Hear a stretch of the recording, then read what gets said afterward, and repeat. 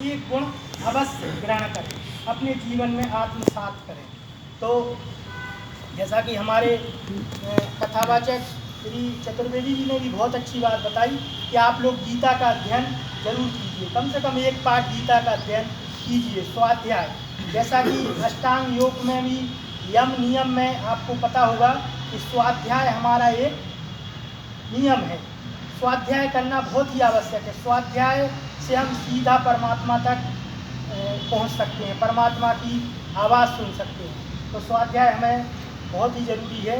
तो किसी महापुरुष ने कहा है कि यदि आपको भारत को जानना हो तो आप केवल स्वामी विवेकानंद को पढ़ो, स्वामी विवेकानंद को जानो तो आप समग्र भारत को जान जाओगे। तो कहने का सार ये है कि स्वामी विवेकानंद जी ने गृहस्थ, सन्यास, सभी प्रकार के लोगों के लिए, युवाओं के लिए, सन्यासियों के लिए, गृहस्थों के लिए और मातृशक्तियों के लिए, सभी के लिए उन्होंने एक मार्ग बताया, एक प्रेरणा दी।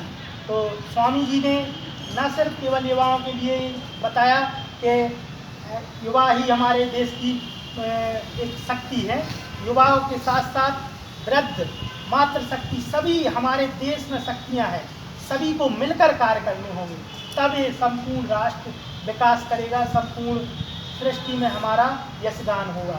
और भारत के लिए उन्होंने पूरे विश्व में, अमेरिका में जाकर भारत का नाम, भारतीय संस्कृति, सनातन परंपरा को फिर से उद्दीयमान कर दिया था। आपको पता होगा कि जब वो अमेरिका गए तो अमेरिका में या विदेशों में भारतीय को एक गुलामों की तरह देखा जाता था कि भारत तो गुलाम है, भारतीय संस्कृति की का कोई मूल्य अस्तित्व विहीन माना जाता था।